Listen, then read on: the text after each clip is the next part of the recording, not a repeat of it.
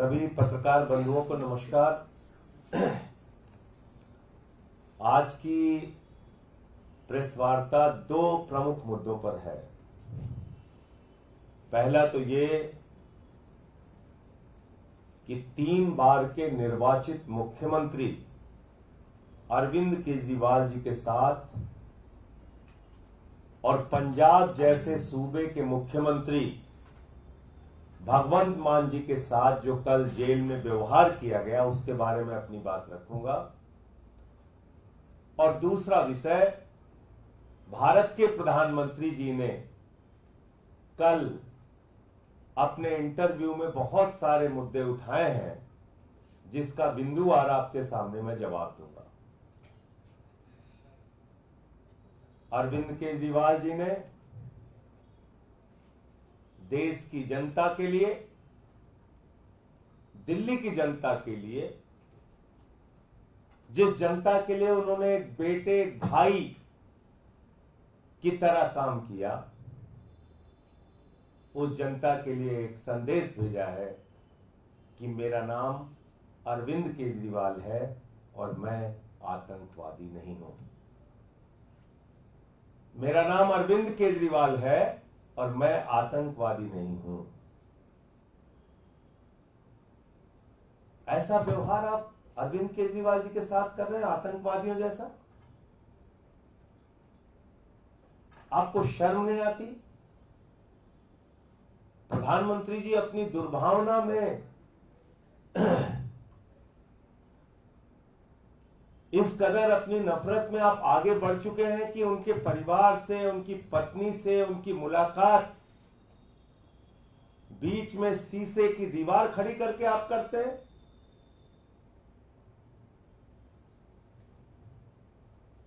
पंजाब जैसे सूबे के मुख्यमंत्री, जिनको Z+ श्रेणी की सुरक्षा प्राप्त है,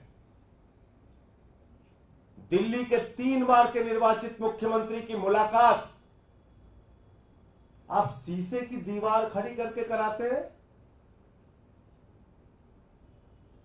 भारतीय जनता पार्टी ने, प्रधानमंत्री जी ने इस कार्रवाई से जाहिर कर दिया गया है कि उनके मन में पूरी तरीके से एक नफरत, दुर्भावना और बदले की भावना अरविंद केजरीवाल जी के प्रति भरी हुई है। अपने ही देश में अपने ही एक मुख्यमंत्री के साथ ऐसा व्यवहार कर रहे हैं आप प्रधानमंत्री जी। 24 घंटे सीसीटीवी की निगरानी,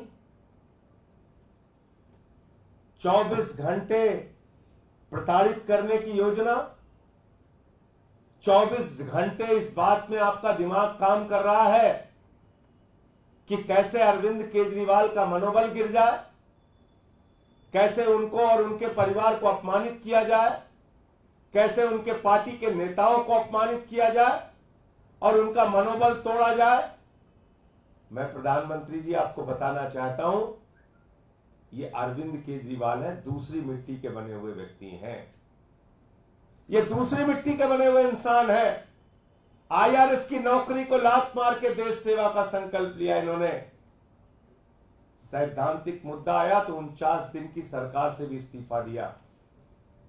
ये अरविंद केजरीवाल है, इनको तोड़ने की कोई भी कोशिश करोगे तो और मजबूत होकर केजरीवाल जी आपसे लड़ाई लड़ने का काम करेंगे।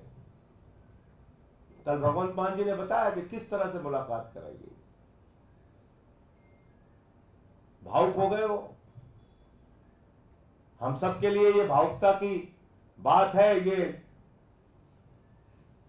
कष्ट देने की बात है, लेकिन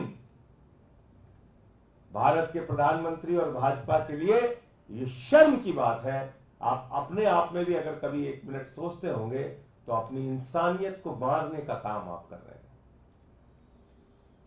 अपनी इंसानियत को मारने का काम भारतीय जनता पार्टी और देश के प्रधानमंत्री कर रहे हैं। इससे आप कोई अच्छा संदेश देश में नहीं दे रहे हैं प्रधानमंत्री जी। इससे कोई अच्छी धारणा इस देश के लोग आपके बारे में बनाएंगे, ये कभी मत सोचिएगा।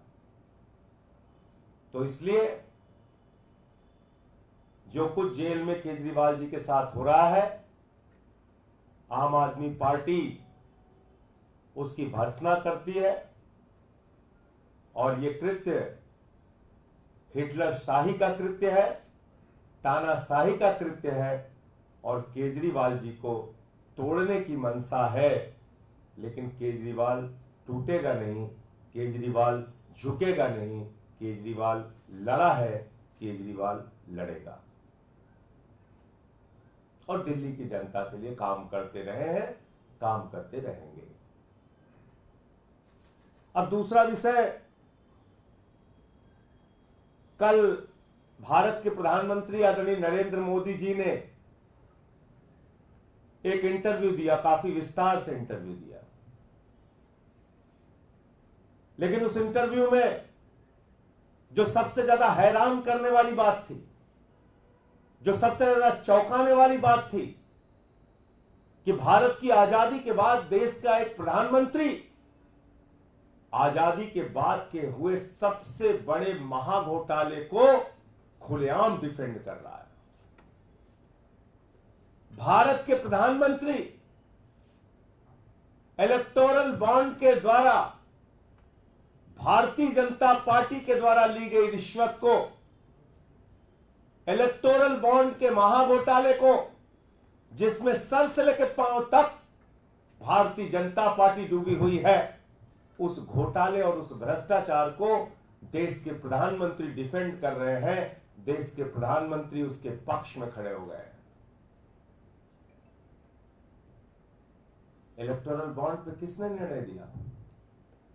इलेक्टोरल बॉन्ड को किसने अनकॉन्स्टिट्यूशनल कहा? इलेक्टोरल बॉन्ड को किसने अवैध कहा? किसी पॉलिटिकल पार्टी में ने नहीं कहा प्रधानमंत्री जी। भारत के सर्वोच्च न्यायालय के 5 जजों की खंडपीठ ने कहा, सर्वोच्च न्यायालय के 5 जजों की खंडपीठ ने कहा कि इलेक्टोरल बॉन्ड असंवैधानिक है और अवैध है। आपने सुप्रीम कोर्ट का भी अपमान किया। भारत के प्रधानमंत्री को देश के सुप्रीम कोर्ट से माफी मांगनी चाहिए। भारत के प्रधानमंत्री को सुप्रीम कोर्ट के फैसले की आलोचना करने के लिए और इलेक्टोरल बॉन्ड के भारतीय जनता पार्टी के भ्रष्टाचार को डिफेंड करने के लिए इस देश की जनता से माफी मांगनी चाहिए। खुलेआम आपकी पार्टी ने रिश्वत लिया। 3 बार आपने प्रयास किया कि यह घोटाला खुलने ना पाए।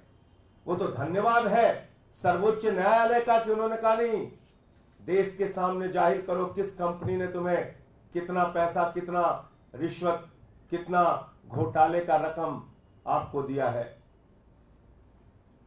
और जब पता चला तो देश के सामने पूरा सच बीजेपी का आया। इस देश की आजादी के बाद मैं बार बार कहता हूं, देश की सबसे भ्रष्ट पार्टी का नाम है भारतीय जनता पार्टी। देश की सबसे भ्रष्ट सरकार का नाम है बीजेपी सरकार। और यह तो प्रमाणित हो गया। खुद प्रधानमंत्री डिफेंड कर रहे हैं, इलेक्टोरल बॉन्ड को डिफेंड कर रहे हैं, सुप्रीम कोर्ट के ऑर्डर के खिलाफ बोल रहे हैं प्रधानमंत्री। यह हैरान करने वाली बात है। और कैमरे पे प्रधानमंत्री झूठ बोल रहे हैं। हालांकि झूठ बोलने में बीजेपी को महारत है, इसमें मुझे कोई आश्चर्य नहीं है। उनकी पार्टी का नाम ही है भारतीय झूठा पार्टी। लेकिन आप देखिए, प्रधानमंत्री कह रहे हैं अरे हमें तो इतना ही पैसा मिला, उतना ही पैसा मिला। नहीं मान्यवर, आपकी अकेली पार्टी को 65% धन मिला है। 65% इलेक्टोरल बॉन्ड के 65% रिश्वत अकेले बीजेपी को मिली है। इलेक्टोरल बॉन्ड के जरिए 65% इलेक्टोरल बॉन्ड के जरिए 65% की धनराशि, रिश्वत की रकम अकेले भारतीय जनता पार्टी को मिली है। और आपका तो मनी ट्रेल भी पकड़ लिया गया। शराब घोटाले के मुख्य घोटालेबाज शरद रेड्डी से 60 करोड़ रुपए भारतीय जनता पार्टी ने लिया है। शराब घोटाले में तो आप शामिल हैं प्रधानमंत्री जी, आपकी पार्टी शामिल है। रिश्वत तो आप लोगों ने ली है। और इतनी सारी कंपनियों की डिटेल आ गए, अब भी आप बेशर्मी से डिफेंड कर रहे हैं। आज कंपनी से आप रिश्वत ले रहे हैं, कल आप उसको ठेका दे रहे हैं, आज रिश्वत ले रहे हैं, कल ठेका दे रहे हैं, आज रिश्वत ले रहे हैं, कल ठेका दे रहे हैं, आज रिश्वत ले रहे हैं, 10 दिन बाद ठेका दे रहे हैं। ये संयोग है या दुर्योग है प्रधानमंत्री जी? ये संयोग है या दुर्योग है? ये संयोग है या रिश्वत का खेल है? ये संयोग है या भ्रष्टाचार का खुला खेल है? इस देश की जनता को बताइए। आपने ईडी के छापे मरवाए, सीबीआई के छापे मरवाए, और जिन कंपनियों पे ईडी और सीबीआई के छापे मरवाए उन्हीं कंपनियों से आपकी पार्टी ने चंदा लिया, भारतीय जनता पार्टी ने। फिर भी आप बेशर्मी से उसको डिफेंड कर रहे हैं। कितने प्रमाण चाहिए ईडी को? कितने प्रमाण चाहिए सीबीआई को? कितने प्रमाण चाहिए जांच एजेंसियों को? अब तक भारतीय जनता पार्टी के नेताओं से पूछताछ क्यों नहीं हुई? इलेक्टोरल बॉन्ड देने वाली कंपनियों से पूछताछ क्यों नहीं हुई? इलेक्टोरल बॉन्ड देने वाली कंपनियों से क्यों नहीं जाना गया कि किस कारण से उन्होंने रिश्वत दी और कैसे उनको ठेका मिल गया बड़ा बड़ा? शरद रेड्डी तो गिरफ्तार था, फिर भी आपको 60 करोड़ रुपए चंदा दे दिया उसने। शराब घोटाले का मुख्य आरोपी था, और यह भी साबित कर दिया प्रधानमंत्री जी ने कि 10 साल में प्रधानमंत्री जी ने इस देश की जनता के लिए कोई काम नहीं किया।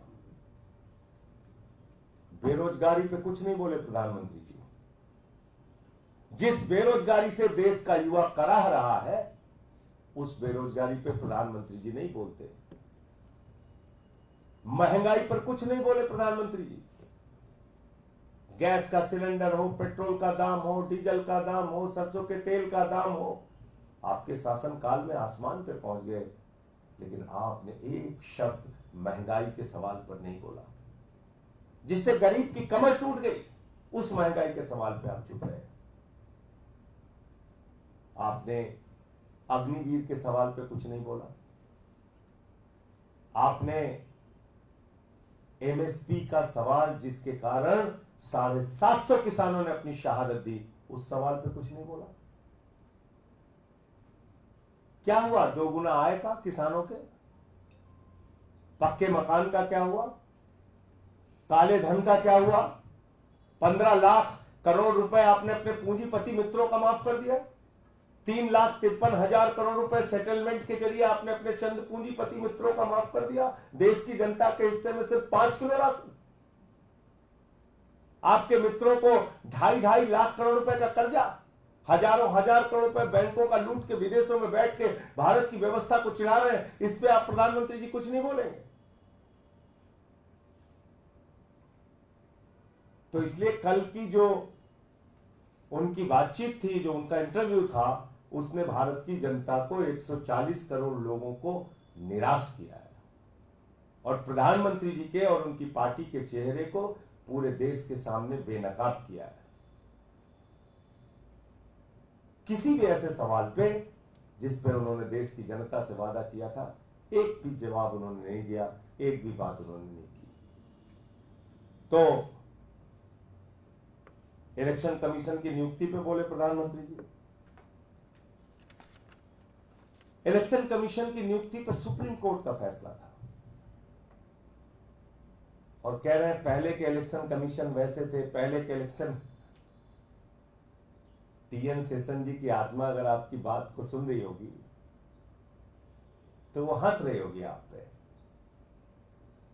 प्रधानमंत्री जी, टीएन शेषन जी इस देश के मुख्य चुनाव आयुक्त थे, और उस समय चाहे कांग्रेस पार्टी हो, चाहे भारतीय जनता पार्टी हो, चाहे उस समय की जितनी पार्टियां हैं, भले ही उनकी सख्ती के कारण नाराजगी उनमें रही हो, लेकिन किसी ने भी उनकी निष्ठा, उनकी ईमानदारी, उनके काम पे सवाल नहीं उठाया। देश की जनता ने कहा नहीं, ऐसा मुख्य चुनाव आयुक्त होना चाहिए। आप अपना जेबी चुनाव आयुक्त बनाना चाहते हैं। आप चुनाव आयोग में ऐसे लोगों को बिठाना चाहते हैं जो आपकी मर्जी से काम करें। उनकी नियुक्ति आप क्यों चाहते हैं? और क्या भारत के मुख्य न्यायाधीश पर भी आपको विश्वास नहीं? अगर कमेटी में कोई एक पॉलिटिकल पार्टी का व्यक्ति और बढ़ गया होता, मैं मान सकता हूं आपकी आपत्ति, ठीक है, होनी चाहिए कि लीडर ऑफ अपोजिशन के साथ कोई दूसरी पार्टी का व्यक्ति बढ़ जाता, कोई राजनीतिक व्यक्ति बढ़ जाता, उस पर आपकी आपत्ति तो जायज थी, समझ में आता है। भारत के मुख्य न्यायाधीश पे आपको भरोसा नहीं? कमेटी से आपने उनको भी बाहर कर दिया, अपना बहुमत बना लिया कमेटी में, अपने हिसाब से चुनाव आयुक्त आप नियुक्त करना चाहते हैं। ईडी सीबीआई के दुरुपयोग को आप डिफेंड कर रहे हैं, कह रहे हैं इतने परसेंट उतने परसेंट। किसको सिखा रहे हैं भाई, किसको सिखा रहे हैं? शराब घोटाले में 35 आरोपी हैं, कितनों की गिरफ्तारी हुई है बता दीजिए, कितने लोग जेल में? राजनीतिक व्यक्ति 3-4 आप अंदर करते हैं, बाकी जो गैर राजनीतिक होते हैं उनको अप्रूवर बना के बाईपास करके छोड़ देते हैं। फिर कहते हैं देखिए हमने तो सिर्फ 3% नेताओं पे कार्रवाई की है। अच्छा, कुल कितनी कार्रवाई की है? कुल कितना कन्विक्शन रेट है ईडी का?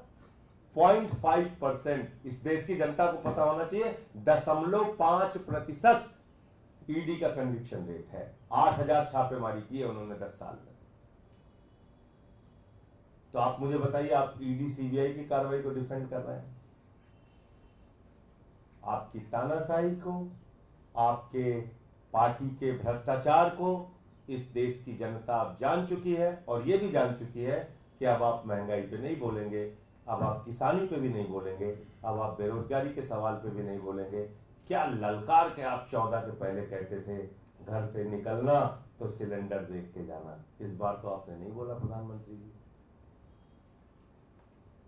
इस बार बोलिए किसी चुनावी रैली में, हम लोग प्रतीक्षा करेंगे कि घर से निकलना तो मोटरसाइकिल देख के जाना, घर से निकलना तो सिलेंडर देख के जाना। बोलिए इस बार, एक चुनाव में बोलिए कि घर से निकलना तो अपने गेहूं को, अपने धान को देख के जाना। बोलिए, तो आपको सिखाएगा किसान इस देश का नौजवान, इस देश की माताएं बहनें जो महंगाई से, बेरोजगारी से, अपनी समस्याओं से, अपनी दुश्वारियों से जूझ रहे हैं। तो मुझे इतनी बात कहनी थी। आपका कोई प्रश्न हो तो आप पूछ सकते हैं। ईडी की कार्रवाई पे आप बोल रहे हैं, उन्होंने कहा कि 97% केसेज उन लोगों के खिलाफ है जो गैर राजनीतिक है, इस पे भी कुछ सवाल क्यों उठा रहे हैं? तो मैं तो एक छोटा सा उदाहरण दिया ना, आप दिल्ली के एक्साइज पॉलिसी का मामला देख लीजिए। इसमें आपको मेन टारगेट क्या है, मेन मकसद क्या है? आम आदमी पार्टी को बर्बाद करना। और इसमें गैर राजनीतिक व्यक्तियों की गिरफ्तारियां तो ज्यादा है, 35 आरोपी हैं इसमें। और राजनीतिक व्यक्ति में अरविंद केजरीवाल हो गए, मनीष सिसोदिया हो गए, संजय सिंह हो गए, और के कविता हो गई, 4। तो 31 तो गैर राजनीतिक हो गए ना। तो ये आंकड़ों का खेल किसके साथ खेल रहे हैं आप? किसको मूर्ख बना रहे हैं? एक केस आप बनाते हैं हेमंत सोरेन को टारगेट करने के लिए, उसमें आपने 50 लोगों पे कार्रवाई कर दी। फिर कहेंगे देखिए साहब, 49 तो गैर राजनीतिक है, 1 राजनीतिक है। गलत तो नहीं कह रहा हूं, अगर कोई आपको इस पे मेरी बात में गलत लग रहा हो तो पूछिए मुझसे। टारगेट होता है पॉलिटिकल व्यक्ति, जो राजनीतिक व्यक्ति है, जिसकी पार्टी को तोड़ना है। उसकी आड़ में आप 100 गैर राजनीतिक लोगों को गिरफ्तार कर लेते हैं। फिर कहते हैं देखिए साहब, हमने तो एक ही आदमी पे कार्रवाई की है, बाकी 99 तो गैर राजनीतिक है। ये आंकड़ों की बाजीगरी है, खेल है। वो तो कह रहे हैं कि हमको सिर्फ पता नहीं कितना 33% कंपनियों ने 37% कंपनियों ने चंदा दिया। कंपनियां आपसे कौन पूछ रहा है? कंपनियां कौन पूछ रहा है आपसे? आपसे तो यह पूछ रहा है कि जिस कंपनी को आपने ठेका दिया उसके पहले उससे आपने रिश्वत कैसे ली?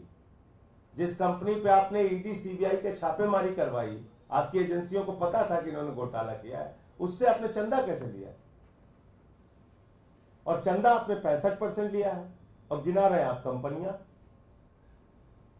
मतलब एक आदमी को एक कंपनी से 1,000 रुपए मिला और एक आदमी को 10 कंपनियों से मिला के 100 रुपए मिला, 10-10 रुपए सबने दे दिया।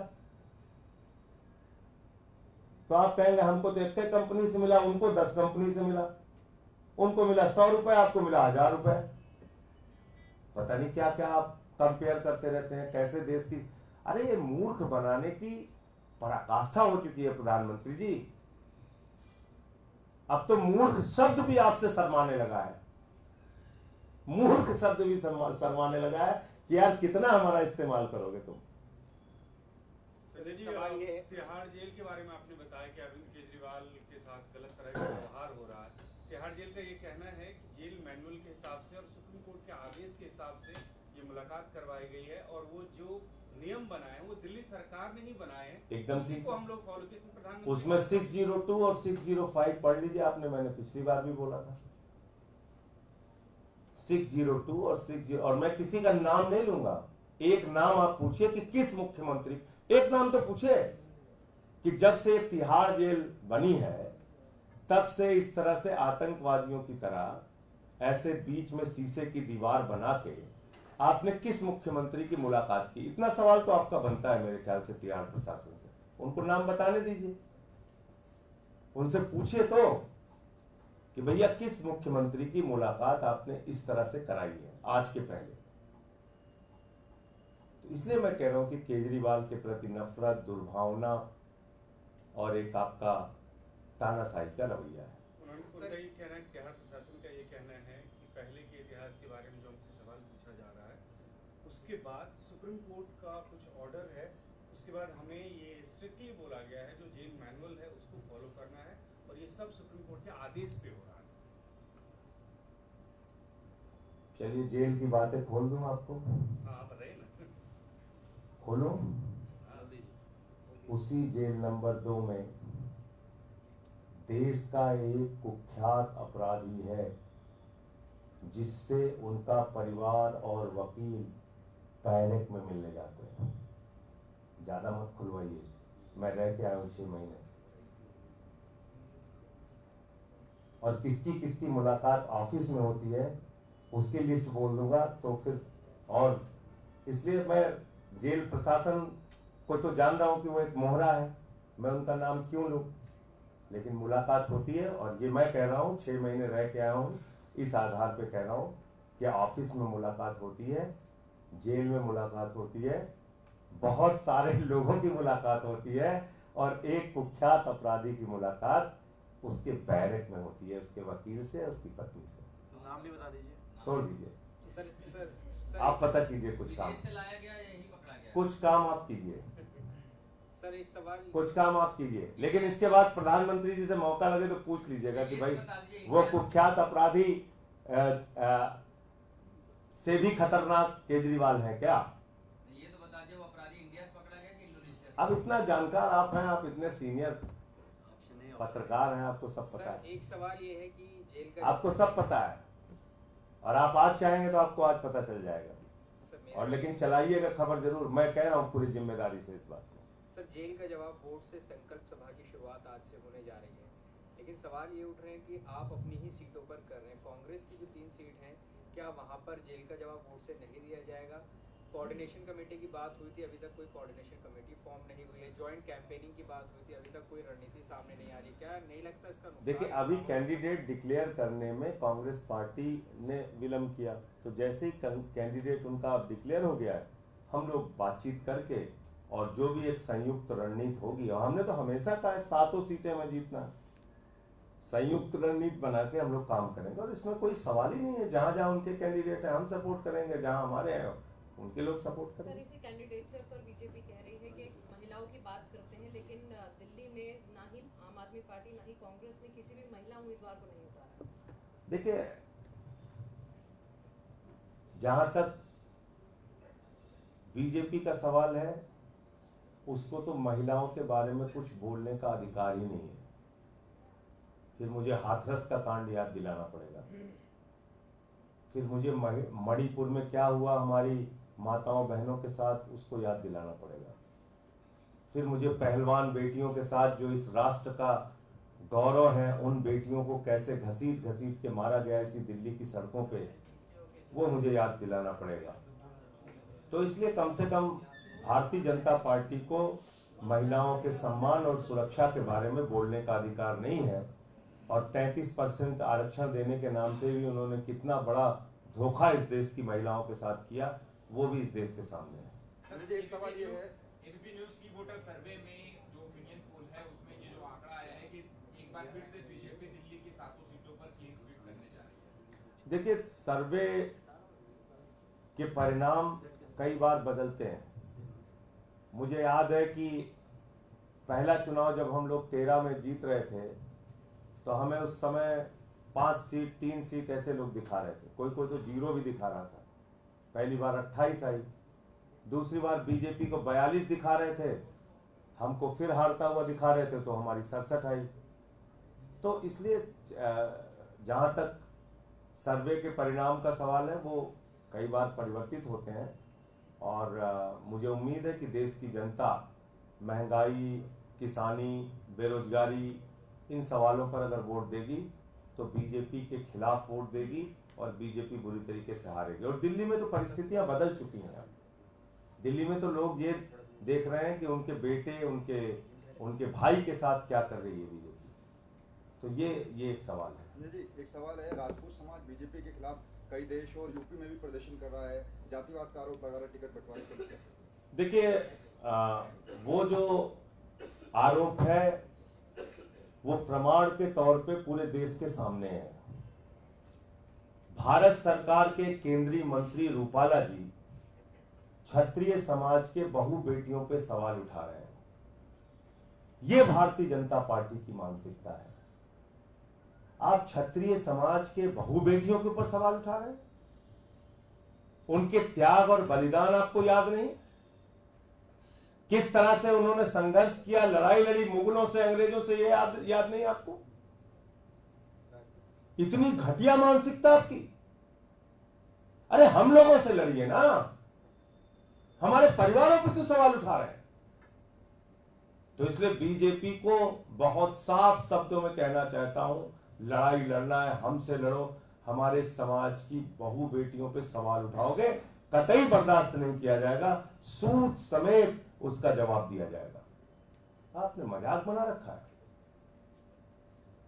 इतना अपमान। आज पूरे देश का क्षत्रिय समाज आक्रोशित है, आंदोलित है, लाखों लाखों की सभाएं हो रही हैं और चुनाव में सूद समेत जवाब देने के लिए क्षत्रिय समाज तैयार है। आप हम लोगों से लड़िए भाई। बहु बेटियों तक पहुंच गए आप लोग। इतना आपका दिमाग खराब हो गया, तो ये गलत बात है।